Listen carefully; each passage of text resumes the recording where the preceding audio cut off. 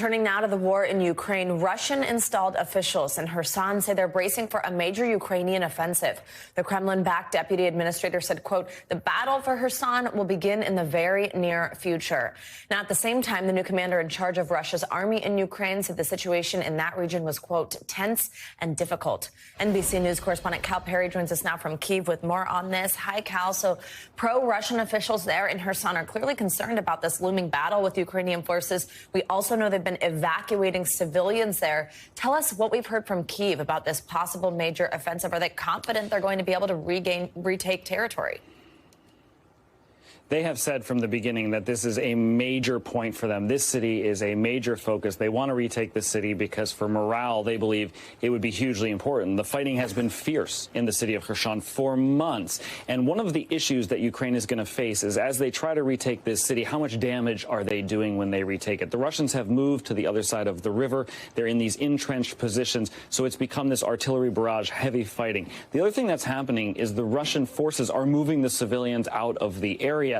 It's partly because the strategy of this being fairly obvious. It's hard to liberate a town if there's nobody there when you go in. The Ukrainians call that forcible, obviously moving people. They call it abduction. The Russians call it a humanitarian operation. You get an idea of how each side is trying to tell the story, Savannah. Oh, absolutely. Cal, another area where Ukrainian forces appear to be pushing is Zaporizhia. The pro-Russian administration there says they repelled an attempt by Ukraine to retake the nuclear power plant. Of course, one of the big concerns we've had for months now. What more can you tell us about that region?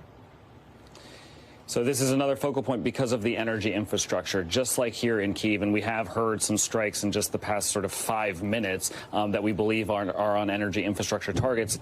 There's one there. I don't know if you heard that, Savannah. The nuclear power plant in Zaporizhia is a focal point because what the concern is here amongst the government is that Russia is going to take the power and divert it back into Russia, that they're going to start choking these Ukrainian cities by first cutting the power, then cutting the heat. It's going to be about 20 degrees colder here tomorrow than it is today. It's starting to get very, very cold here. So Zaporizhia is hugely important for Ukrainian forces as the winter approaches.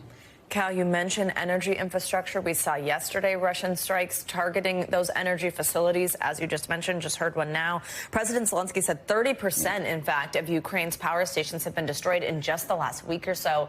What's the situation like today, and what does that mean for the availability of power for people there?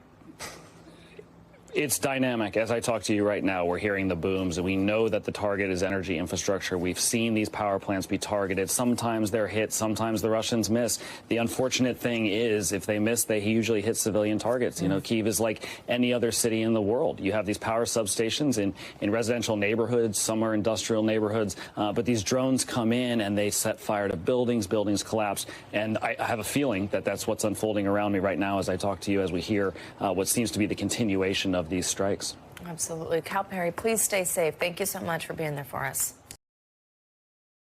Thanks for watching our YouTube channel. Follow today's top stories and breaking news by downloading the NBC News app.